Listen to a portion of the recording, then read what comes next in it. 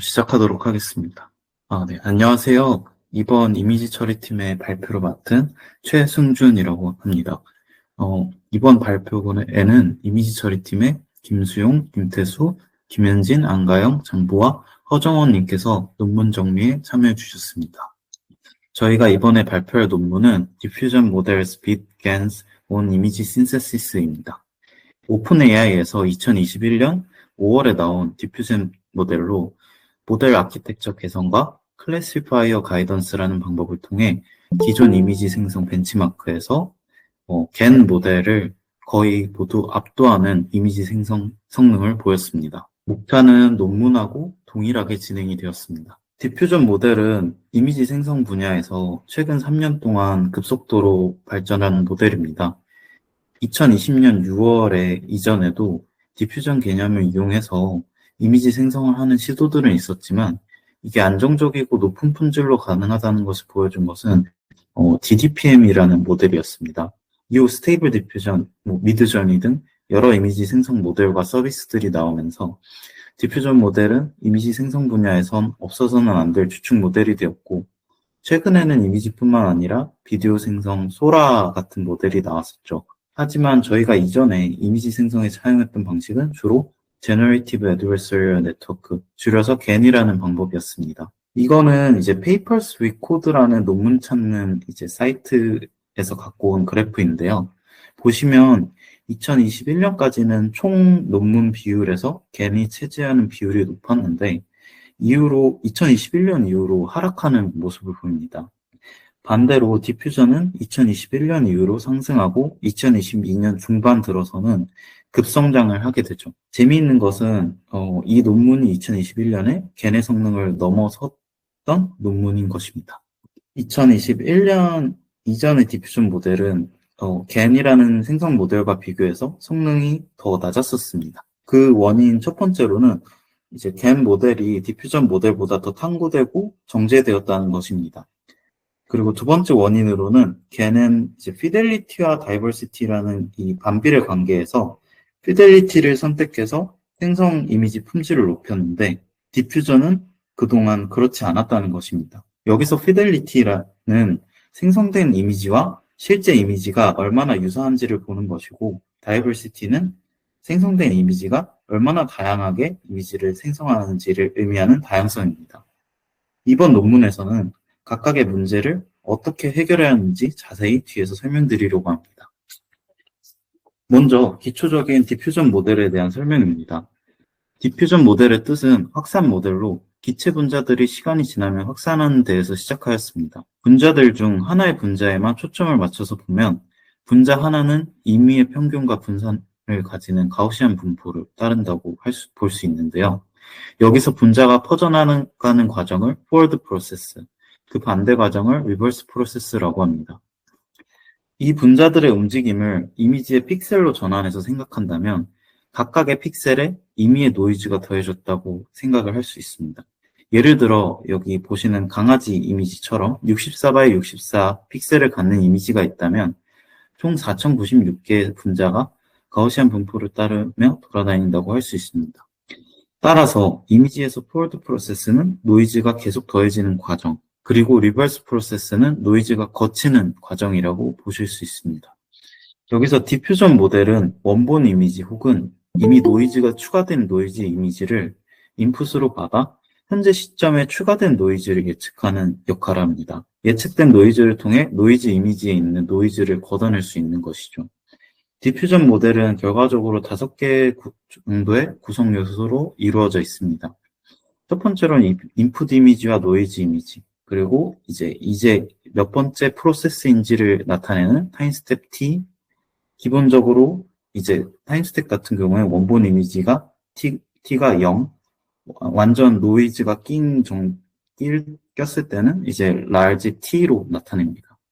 근데 여기에서 이제 디퓨전 모델의 조건도 들어가게 되는데 인풋과 같이 들어가는 정보라고 생각하시면 될 것 같습니다. 디퓨전 모델의 경우 이제 엔코더와 디코더 형태로 이루어진 유넷 모델을 기반으로 하고 예측 노이즈는 당연하게도 인풋 이미지와 차원수가 같습니다.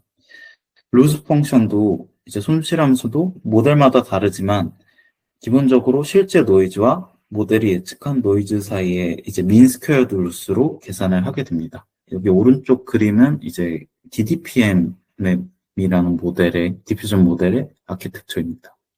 다음은 그동안 나왔던 디퓨전 모델들에 대한 정말 간단한 컨트리뷰션을 정리해 봤습니다. 앞서 언급드렸던 것처럼 DDPM이라는 논문이 디퓨전 모델의 개념이 이제 이미지 생성에 좋은 성능을 보일 수 있었다는 것을 제안한 대표적인 논문인데, 기존의 디퓨전 모델의 이제 루스텀과 파라미터 에스티메이션 과정을 개선하는 데 기여하였습니다. 이제 그 다음에 DDIM이라는 논문의 경우는 DDPM에서 느린 샘플링 속도, 즉 이미지 생성 속도를 향상시켰는데요. 이제 마르코브 프로세스라는 것은 현재 타임 스텝에는 바로 이전 타임 스텝에만 이제 영향을 미치는 것을 말하는데, DDIM은 아래 그림처럼 이제 바로 이전 타임 스텝을 많이 밟지 않아도 이제 빠르게 이미지를 생성할 수 있도록 하였습니다. 그리고 Improved DDPM도 적은 타임 스텝으로도 좋은 이미지 샘플을 얻기 위해 기존의 DDPM에서 이제 분산을 상수로 두던 것을 패러메터라이즈해서 이제 이미지 샘플링 속도를 개선을 하였습니다. 다음은 이미지 생성 품질을 평가하는 척도에 대한 설명입니다. 먼저 인셉션 스코어와 FID를 소개해드리겠습니다. 인셉션 스코어의 경우는 샤프니스와 다이버시티에 대한 곱으로 이해되는데요. 먼저 샤프니스는 어떠한 클래시파이어가 클래스를 더 잘 예측할 수 있도록 이미지를 생성하는 정도를 말하고요. 다이버시티는 최대한 다양한 클래스를 예측할 수 있도록 하는 것을 말합니다. 하지만 이 경우 하나의 클래스에 대한 다양성을 포착하는 데에는 적절하지 않으며, 전체 데이터셋의 부분 집합을 생성하는 모델은 높은 인셉션 스코어를 갖는다는 단점이 있습니다. 두 번째로는 프레쳇 인셉션 디스턴스, 줄여서 FID가 있는데요. 이제 인셉션 스코어보다 다이버시티, 다양성을 포착하기 나은 지표로 인셉션 V3라는 이미지 클래시피케이션 모델을 이용해서 레이턴트 스페이스를 구하고 데이터셋과 생성 이미지들 간을 비교하게 됩니다. FID는 다이버시티와 이제 피델리티 모두를 포착 가능하여 이미지 생성 종합 지표로 쓰이게 되었습니다. 또한 프리시전과 IS, 이제 인셉션 스코어는 피델리티를 측정하기 위해, 리콜은 다이버시티를 측정하기 위해 사용되었습니다. 다음은 이번 논문에서 겐의 대표 모델로 디퓨전 모델과 비교하기 위해 쓰인 겐이라는 모델입니다.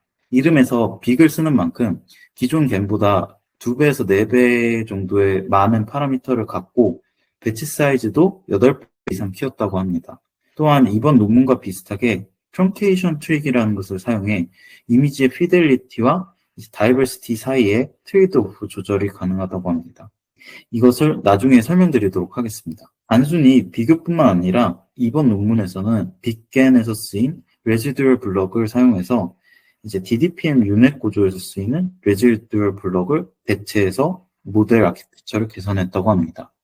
이번 논문에서 기존의 디퓨전 모델들에 비해 크게 이제 모델 아키텍처 상에서는 5가지를 변형해 보았습니다. 먼저 모델의 깊이를 늘리고 모델 레이어 중간중간 셀프 어텐션이 쓰이게 되는데, 거기에서의 어텐션 헤드 개수를 늘리고, 그리고 이제 어텐션을 할 때 레졸루션에 또 이제 16x16뿐만 아니라 32x32, 16x16, 8x8 이렇게 다르게 해보기도 하고, 아까 언급드린 대로 빅겐의 레지듀얼 블럭을 사용하고, 마지막으로 레지듀얼 커넥션 아웃풋에 루트 2분의 1을 곱해서 리스케일링을 해봤다고 합니다.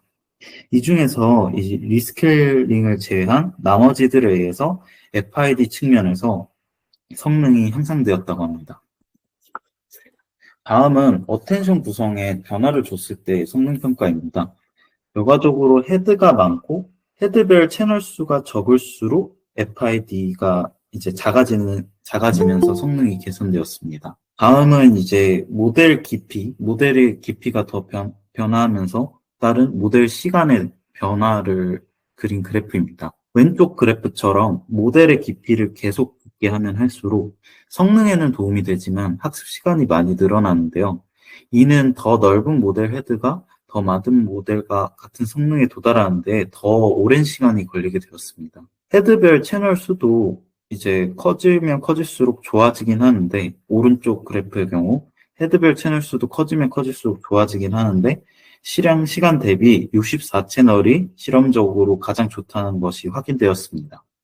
결과적으로 모델 아키텍처 실험을 통해 아래 모델 아키텍처를 확정짓게 되었습니다. 여기서 눈에 띄는 것은 이제 그 어댑티브 그룹 노멀라이제이션, 줄여서 이제 ADA-GN이라는 것인데요. 레지듀얼 블럭에 타임스텝과 클래스 정보를 넣기 위해서 쓰였습니다. 이걸 설명하기 위해서 이제 먼저 그룹 노멀라이제이션을 설명드려야 하는데요. 이제 각 배치에 각 채널의 피처 맵을 노멀라이제이션 하는 방식이 인스턴스 놈이고, 세 번째인 인스턴스 놈이고, 각 배치 모든 채널의 피처 맵을 하는 방식은 이제 레이얼 놈, 저기 두 번째 있는 것인데, 이것을 중간 방식이라고 보시면 될 것 같습니다. 여기서 어댑티브 그룹 노멀라이제이션은 그룹 노멀라이제이션을 한 후에 타임스텝 임베딩을 곱하고 클래스 임베딩을 더해주게 됩니다. 이전에 디퓨전 개념 설명드릴 때 말했던 타임스텝 t와 컨디션을 넣어주는 방법 중 하나라고 이해를 해주시면 될 것 같습니다. 실제로 ADL-GN을 이용하면 FID가 개선하는 모습을 보여줍니다. 혹시 여기까지 질문 있으실까요? 네, 그럼 계속 진행하도록 하겠습니다. 다음은 이제 디퓨전 모델에 클래스 정보를 넣어 이미지 품질을 개선시키는 방식인 클래시파이어 가이던스 방식에 대해 설명드리도록 하겠습니다. 이제 겐과 같은 이제 생성 모델 같은 경우에도 조건부 이미지 합성을 위해서 클래스 레이블 정보를 많이 사용을 하는데요. 디퓨전 모델에서도 이 클래스 정보가 이미지를 생성하는 데 도움을 줍니다. 먼저 앞서 설명드린 어댑티브 그룹 노멀라이제이션에서 아까 보신 대로 클래스 정보를 넣고 있죠. 하지만 디퓨전 제너레이터를 개선하기 위해서는 다른 접근 방식이 필요합니다. 이제 밑에 그림을 보시면, 왼쪽 그림을 보시면 노이즈 이미지인 XT를 클래시파이어에 학습을 시킵니다. 우리는 이 클래시파이어를 p파이라고 하겠습니다. 그 다음에 학습된 클래시파이어의 파라미터를 고정하고 테스트 단계에서 노이지한 이미지가 들어올 때 클래시파이어 그레디언트를 구할 수 있고, 이 그레디언트를 디퓨전 모델에 사용을 하게 됩니다. 이 과정을 클래스 가이던스라고 합니다. 예를 들면 이제 강아지를 이미지를 생성하려고 하는데 디퓨전 모델이 고양이랑 비슷한 이미지를 생성하려고 하면 클래시파이어에서는 큰 그레디언트를 이제 주게 돼서 강아지를 생성하도록 이제 반영을 합니다. 이것을 수식적으로 짤막하게 보도록 하겠습니다. p세타는 리버스 프로세스, p파이는 클래시파이어를 의미하고요. 클래시파이어를 반영하기 위해서 두 확률을 각각 곱한 확률 분포를 만들어내게 됩니다. 이제 이 p파이를 근사하여 테일러 전개하면서 그레디언트 부분이 나오게 되고, 두 확률을 곱한 확률 분포의 로그를 취한 값을 전개를 하게 되면 결과적으로 클래시파이어를 반영하면 디퓨전 모델의 가우시안 분포가 가우시안 분포의 평균이 분산 곱하기 그레디언트만큼 옮겨진 분포를 갖게 됩니다. 이것을 알고리즘에 반영하면 다음과 같습니다. 정규 분포에서 이제 XT를 추출하고 샘플링을 하고 현재 시점의 노이즈 이미지의 평균과 분산을 구합니다. 거기서 클래시파이어 그레디언트를 반영하여 새로운 가우시안 분포를 샘플링하고 이 과정을 t가 라지 t에서 1이 될 때까지 반복을 하게 됩니다. 이제 이미지 생성 속도가 훨씬 빠른 BDIN 같은 경우에는 더 적은 타임스텝으로 이미지를 생성하는 것이 가능한데요.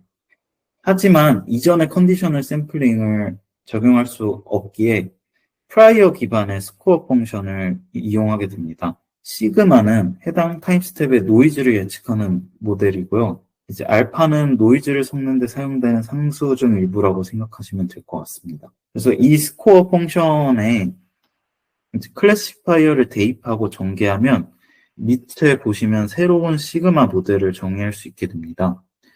알고리즘 같은 경우에는 아까 전과 비슷하게 되지만 다른 점은 이제 클래시파이어 그레디언트를 통해 아까 보신 시그마 모델 자체를 업데이트한다는 점입니다.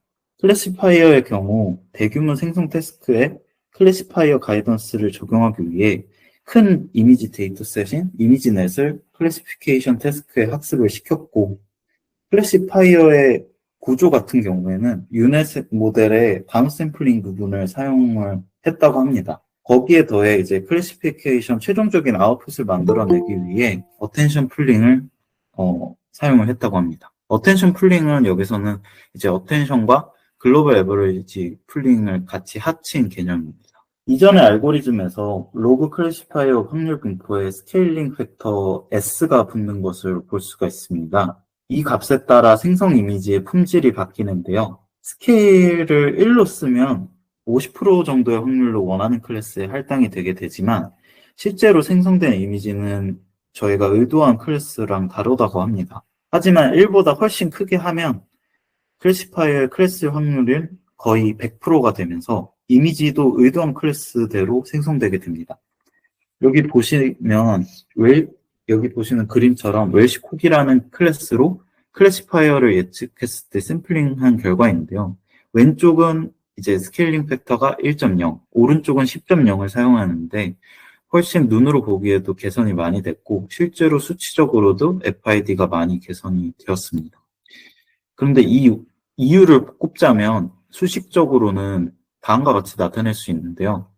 보시면 로그 함수 안으로 이제 스케일링 팩터 x가 지수가 되면서 들어가면서 클래시파이어의 그레디언트가 다음과 같은 주황색의 분포를 가진다고 했을 때 스케일링 팩터가 1보다 커지면 커질수록 이제 파란색과 같은 더 뾰족하게 변하게 됩니다. 그렇게 되면 디퓨전 모델은 클래시파이어가 예측하는 클래스에 더 초점을 맞춰서 샘플을 생성할 것입니다. 예를 들면 이전에는 강아지라고 클래시파이어가 판단해서 생성을 하는데 원숭이와 고양이도 조금씩 반영을 한다면 이제는 강아지만 대부분 반영하도록 분포가 바뀌는 것이라고 할 수 있습니다. 다음은 이제 컨디셔널 직접 이미지에 대한 클래스를 알고 있어서 이미지 생성 시 죄송합니다. 다음은 이제 컨디셔널 방법과 가이던스 방법으로 이제 모델을 실험을 했을 때의 결과입니다. 여기서 컨디셔널의 의미는 직접 이미지에 대한 클래스를 알고 있어서 이미지 생성 시 이미지의 클래스 정보를 넣어주는 방식을 말합니다. 반면 클래스 가이던스는 이미지 클래스를 알아도 사용이 가능하고 알지 않아도 사용 가능한 방식입니다. 그렇다면 이제 보통은 컨디셔널이 각 이미지의 클래스 정보를 넣은 것이기 때문에 결과가 더 좋아야 하는데요. 결과를 보면 이제 스케일링 팩터가 더 크면 가이던스만 했을 때가 컨디셔널을 했을 만큼 FID가 꽤나 좋게 나옵니다. 결과적으로 이제 가이던스가 진행된 언컨디셔널 모델이 클래스를 알지 못하는 모델이 가이드 되지 않은 컨디셔널 모델, 클래스를 알고 있는 모델의 성능을 쫓아왔다고 볼 수 있습니다. 다음은 이제 방금 말했던 이제 그레디언트 스케일에 따른 속도 비교입니다. 먼저 왼쪽에서 두 번째, 세 번째 그래프를 보시면 1.0 이상의 스케일링 팩터를 사용을 할 때 리콜 수치와 같은 다양성이 희생되고 점점 높은 이제 피델리티, 이미지 품질을 의미하는 프리시전과 인셉션 스코어를 얻을 수 있습니다. 첫 번째 그래프에서는 그레디언트 스케일에 따른 FID와 SFID 수치를 비교하는데 이 수치들은 피델리티와 프리시전을 둘 다 고려하는 척도라 중간 어딘가에서 가장 낮은 값을 가지게 됩니다. 다음은 클래스 가이던스와 이제 빅겐 모델에서 쓰인 트렁케이션 트릭과의 비교입니다. 트렁케이션 트릭은 클래스 가이던스와 비슷하게 다이버시티를 희생해서 피델리티를 얻는 방법입니다. 트레인 과정에서 레이턴트 스페이스 Z의 노멀 디스트리뷰션을 그대로 사용하지만 이제 이밸류에이션 시에는 Z값이 일정 스레숄드를 넘어가면 다시 샘플링하는 알고리즘인데요. 이렇게 되면 여기 그림 A에서 보시는 것처럼 왼쪽에서 오른쪽으로 갈수록 스레숄드 값이 점점 작아지면서 이미지 품질은 높아지고 다양성은 떨어지게 됩니다. 아래 왼쪽 그래프는 프리시전과 리콜 값을 비교한 그래프인데요. 우측 상향 방향으로 갈수록 더 좋은 성능을 의미하는데 클래스 가이던스 방식 주황색 이 빅겜 모델에 비해서 특정 프레시전 구간을 제외하고는 나은 부분이 없었습니다. 하지만 오른쪽 그래프의 경우 이제 인셉션 스코어와 FID 그래프인데 우측 하단으로 갈수록 더 좋은 성능을 보일 때 빅겜보다 이제 클래시파이어 가이던스를 썼을 때 훨씬 나은 성능을 보였습니다. 다음은 이제 실제로 겜 모델과 이번 디퓨전 모델이 더 낫는지를 알아보기 위한 결과 파트입니다. 실험 데이터셋으로 두 가지 LSUN과 이미지넷 데이터셋을 사용하였고 이미지넷의 경우 다양한 해상도로 테스트를 진행하였습니다. 이번 논문은 어블레이티드 디퓨전 모델 줄여서 ADM이라고 표기를 합니다. 여기에서 클래스 가이던스를 추가하였다면 ADMG라고 표기를 하였습니다. LSUN의 경우 이제 1000 타임 스텝으로 샘플링이 되었고 이미지넷은 250 타임 스텝으로 샘플링 되었습니다. 표를 보시면 이제 태스크 LSUN 캐치 256 by 256을 제외하고 해상도를 제외하고 모든 데이터셋에서 ADM 모델이 FID와 SFID 지표에서 모두 가장 우수한 성능을 보여주었습니다. 주목할 점은 128 by 128 이상의 이미지넷, 이제 고해상도 이미지넷 데이터에 대해서는 클래시파이어 가이던스를 쓰기 전에는 ADM 성능이 낮았는데 이제 클래시파이어 가이던스를 쓴 후에는 겜보다 훨씬 높은 품질을 달성할 수 있었다는 것입니다. 빅겜과 ADM 그리고 트레이닝셋과의 정성적인 비교를 해보면 다음과 같습니다. 여기 그 위에서 두 번째 홍학을 보시면 더 잘 아실 수 있는데 확실히 이미지 퀄리티는 비슷한데 ADM 디퓨전 모델이 더 다양한 이미지를 산출하는 것을 보실 수가 있습니다. 다음은 클래시파이어 가이던스 방법과 투 스테이지 업샘플링이라는 방법을 비교한 결과입니다. 여기서 투 스테이지 업샘플링은 두 개의 디퓨전 모델을 준비해서 하나는 로우 레졸루션 모델로 낮은 화질의 이미지를 생성하고 다른 하나는 업샘플링 모델로 저화질로 생성한 이미지를 고화질로 바꾸게 됩니다. 이때 업샘플링 모델은 밑의 그림과 같이 원본의 이미지를 리사이즈해서 낮은 화질로 바꿔서 저화질의 이미지를 컨디션으로 사용을 해서 고화질의 이미지를 생성하도록 디퓨전 모델의 학습을 합니다. 여기서 쓰인 업샘플링 모델을 저희가 SR3라는 모델이 이전에 있었는데 이 모델의 경우 256 by 256의 고화질의 이미지 넷에서 FID 스코어를 개선할 수 있었지만 빅겜 이제 딥이라는 모델만큼의 퀄리티는 얻지 못하였다고 합니다. 하지만 이 업샘플링 모델의 접근을 이번 ADM에 적용하였을 때로 보았습니다. 이를 ADM-U라고 부르겠습니다.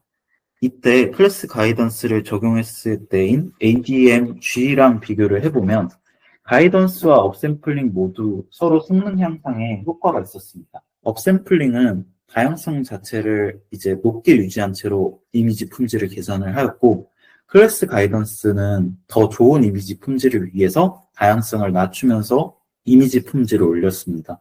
결과적으로 둘 모두 사용했을 때 가장 좋은 성능을 얻을 수 있었다고 합니다. 다음은 연구의 한계와 미래 연구입니다. 여전히 겜보다 이 디퓨전 모델의 느린 이미지 생성 시간과 제한된 클래스 가이던스 방법은 트레이닝 셋에 레이블이 달려있는 경우만 사용할 수 있다는 것이 큰 한계입니다. 따라서 이를 언레이블드 데이터로 확장하기 위해 샘플 클러스터링을 통해 가상의 라벨을 생성을 하거나 샘플이 실제 데이터 분포에 있는지를 예측하도록 학습하는 방법을 연구에서 제안하였습니다.